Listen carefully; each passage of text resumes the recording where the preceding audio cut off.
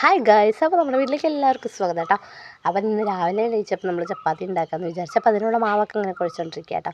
അപ്പോഴത്തേക്ക് രാവിലത്തെ തിരക്ക് എന്ന് പറഞ്ഞാൽ രാവിലത്തേക്ക് 8 മണിയാകുമ്പോഴത്തേക്കും പോകണം കേട്ടോ. അപ്പോൾ അതിനേക്കുള്ള തിരക്കാണ്.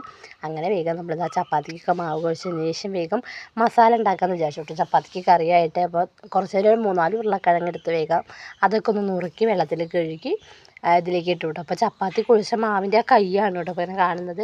പിന്നെ അതൊന്നും കഴുകാൻ പോയില്ല. രാവിലത്തെ തിരക്കെന്ന് പറയുമ്പോൾ ഒന്നൊന്നര തിരക്കാണല്ലോ. അപ്പോൾ പിന്നെ വേഗം അതിലേക്ക് ഉരുളക്കിഴങ്ങ് ഇട്ടു. പിന്നെ കുറച്ച് ഉള്ളി നുറുക്കിയിട്ടു കേട്ടോ. അതിനുശേഷം പച്ചമുളകും കുറച്ച് മഞ്ഞപ്പൊടിയും ഉപ്പും ഇഞ്ചിയും കൂടി ഇടണം കേട്ടോ. അപ്പോൾ ഞാൻ ഉണ്ടായിരുന്നില്ല, അപ്പോൾ അത് കാരണം ഇട്ടില്ല കേട്ടോ.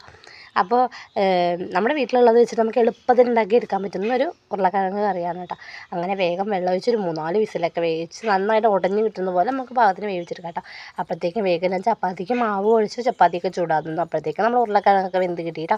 പിന്നെ അങ്ങനെ വേഗം ഓരോ ചപ്പാത്തിയായിട്ട് നമ്മൾ അടുപ്പിലാണ് കേട്ടോ ചപ്പാത്തിയൊക്കെ ചൂടാറ്. അപ്പോൾ വേഗം അതൊക്കെ ഓരോന്നായിട്ട് ചുട്ടെടുത്തു കേട്ടോ. പിന്നെ അതിനുശേഷം ഉരുളക്കിഴങ്ങ് കറിയായി. പിന്നെ അതിലേക്ക് താളിച്ചു കൂട്ടുക, അങ്ങനെ അത്രയും ആവശ്യം തന്നെ ഉള്ളൂ കേട്ടോ. വേഗം എളുപ്പത്തിൽ നമുക്ക് വേഗം ഒരു ഉരുളക്കിഴങ്ങ് മസാല, ഞങ്ങളുടെ മസാല എന്നാണ് അതിന് പറയുക. അപ്പോൾ മസാല ഉണ്ടാക്കിയെടുക്കുക. അതിന് വേഗം കടുകും ജീരകവും അതേപോലെ വറ്റൽമുളകൊക്കെ ഇട്ടൊന്ന് ജസ്റ്റ് താളിക്കും കൂടെ ചെയ്താൽ നല്ല ടേസ്റ്റി ആയിട്ടുള്ള ഉരുളക്കിഴങ്ങ് കറിയും അതേപോലെ ചപ്പാത്തിയും സൂപ്പറായിരിക്കും കേട്ടോ. അപ്പോൾ എല്ലാവരും ഇത് ട്രൈ ചെയ്ത് നോക്കണം കേട്ടോ. അപ്പോൾ അത്രയല്ലോ നമ്മുടെ വീഡിയോ ഇഷ്ടപ്പെട്ടാൽ നമ്മൾ സപ്പോർട്ട് ചെയ്യാനൊന്നും മറക്കില്ല. അപ്പോൾ ടാറ്റാ ബൈ, സീ യു.